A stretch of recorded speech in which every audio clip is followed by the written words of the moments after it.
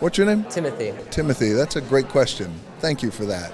Hollywood's biggest names and the next generation of talent gathered at the Parker Hotel for Variety's 10 Directors to Watch and Creative Impact Awards. The event, held the day after the Palm Springs International Film Festival Gala, honors artists making waves across the industry.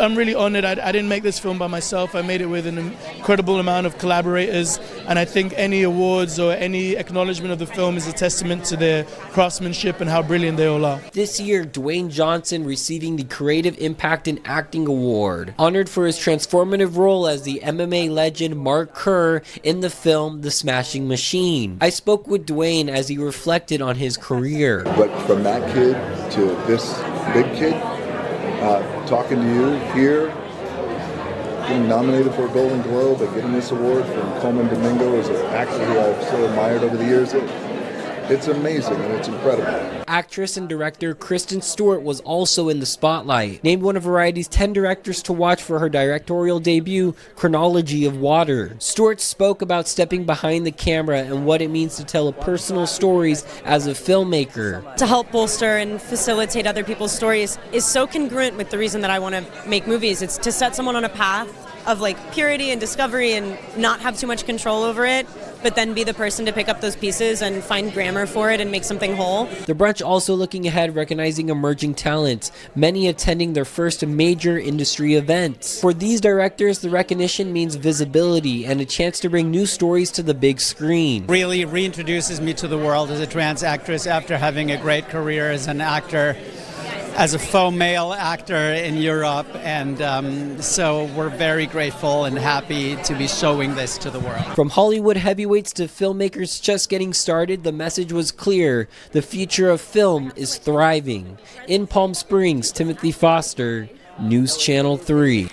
Hi, Dwayne, nice to meet you. Thank you You so work much. with him? I worked with George. I interned with him in Los Angeles. You know what I appreciate? I appreciate how you started over there and came over here. Good for you. I just want to say you are my hero. I saw you posted recently a photo of you at 13 years old in your bedroom, and looking on your career, whether it was a WWE or acting, what does it mean to you? Does that 13-year-old self, what would that 13-year-old kid be thinking about? What's your name? Timothy. Timothy, that's a great question. Thank you for that.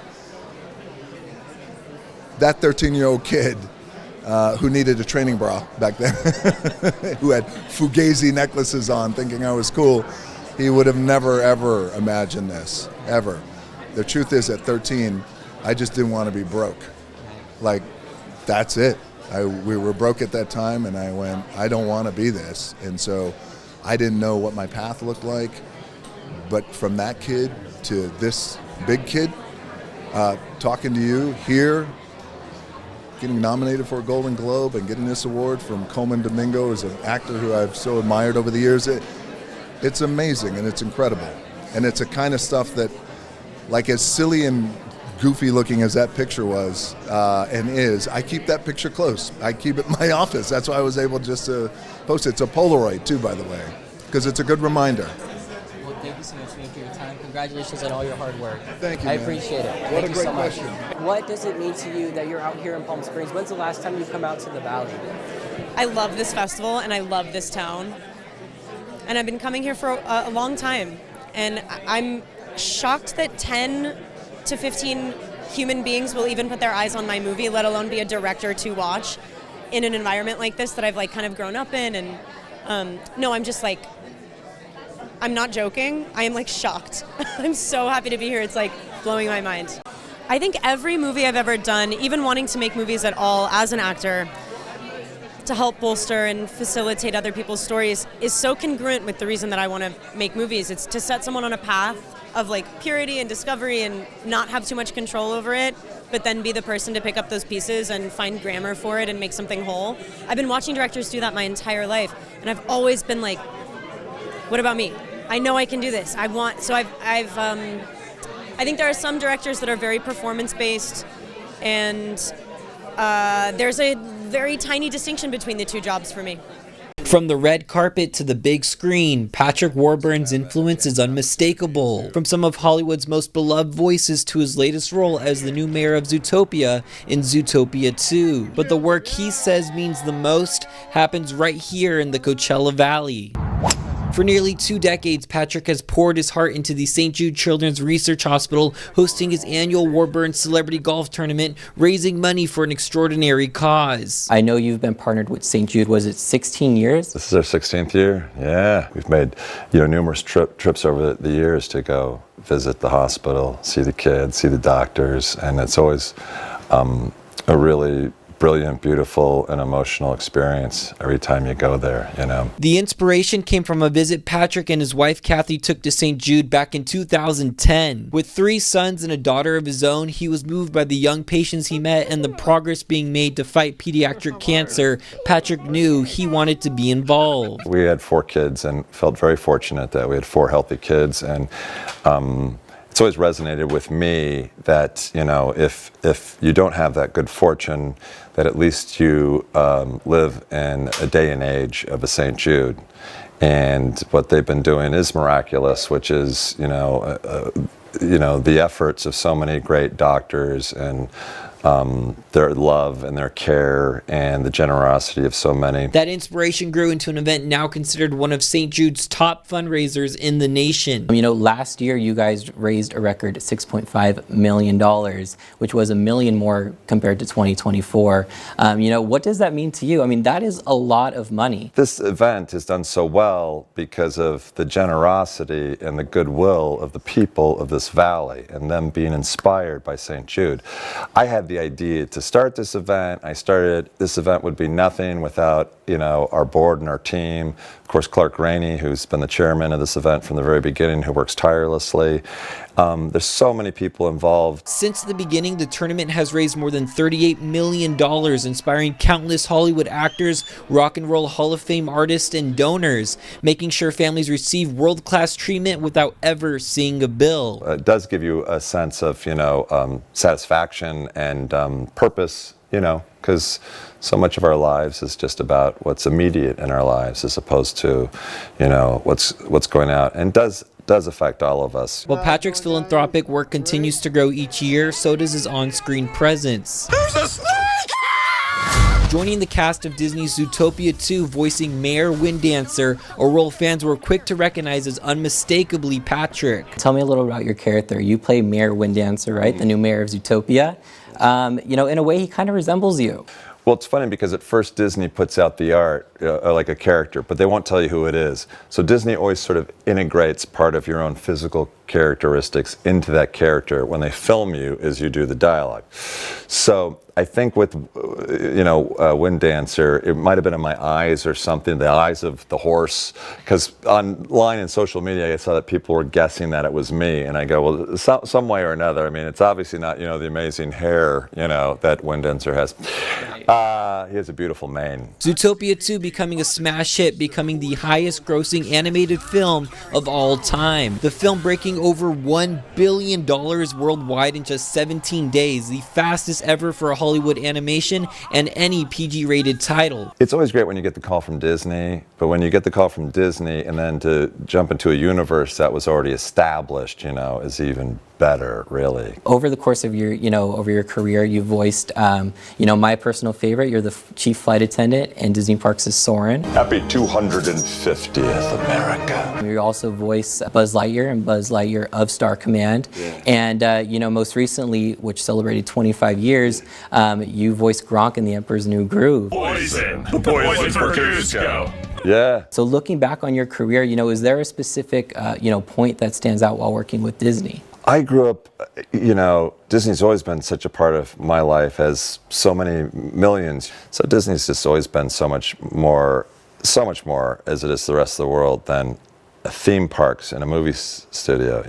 There's something magic about it. So whenever, I've gotten the call throughout the years to get to work with Disney, always very special, yeah. At 61, Patrick wrapping up his first stand-up comedy tour and releasing his first stand-up special, airing on the Angel app, Still Catholic. I realized my tour, I could have just called it the Mustache Tour, because this thing's been killing it right here. But no matter how busy life gets, St. Jude stays front and center. Our goal is always to, raise as much as we can for that hospital, and whenever we, exceed, that's always a great feeling. But no matter what, the generosity this valley always shows. What started as a single idea has turned into an annual tradition, one that continues to leave a lasting mark on both the valley and families far beyond it. Timothy Foster, News Channel 3. The happiest place on earth is getting a little happier as the Disneyland Resort is kicking off their 70th anniversary. This morning, News Channel 3's Timothy Foster is giving you an inside look at the big celebration. The Disneyland Resort is kicking off their 70th celebration. That's 70 years of memories and generational joy and bonding that happens right here at the original Magic Kingdom. The year-long party themed Celebrate Happy filled with brand new and returning entertainment, including the Celebrate Happy Cavalcade down Main Street, USA, along with the new Tapestry of Happiness projection show at It's a Small World, and the return of the beloved Paint the Night Parade featuring more than 1 million LED lights. Those orbs right there, there's 27,000 of them just on this floor. 27,000. Yeah. That is incredible. Yeah. Over at Disney California Adventure Park, Better Together, a Pixar Pals celebration, making its return along with a brand new World of Color show, World of Color Happiness. Previously in World of Color, so we actually got back into doing the Goofy movie, which is celebrating an anniversary this year. We did It Turning Red, and we got to celebrate a little bit of different properties and some music within those shows. And speaking of music, this year's celebration is featuring a variety of artists from Boyz II Men to the Jonas Brothers, creating the anniversary's anthem, Celebrate Happy. Happy, celebrate. Wow, great job, you guys. That was so awesome. And what's a fun day at the theme park without some delicious food? Everything is so colorful, right? You know what I noticed with the 70th, it's full of color, right? There's so many different colors, and you see that throughout the food, right? It's all displayed, and it's really paying homage to the 70th anniversary, right? Absolutely. I mean, you eat with your eyes first, so we really want to make sure that you see it, you want to eat it, and then of course you take that first bite and you're just like, oh my gosh, this is the best thing I've ever had. Oh. I think I got some on my nose.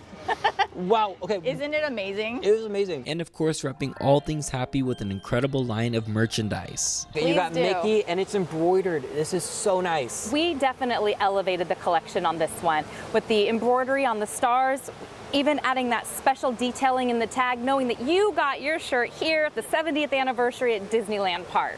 The celebration running until summer of 2026, highlighting the past 7 decades at the happiest place on earth. In Anaheim, Timothy Foster, News Channel 3. It's now 5:47. Disney's first ever story living by Disney community called Cotino is quickly taking shape in Rancho Mirage. News Channel 3's Timothy Foster takes us inside the new Artisan Club. It's inside the new community and how this new addition honors Walt Disney's Coachella Valley connections. At the heart of Cotino is the Artisan Club, a member-only retreat designed for creativity, wellness, and a place for residents to escape. Today is a milestone day because we're opening the Artisan Club, and this really is going to be the central gathering place for residents.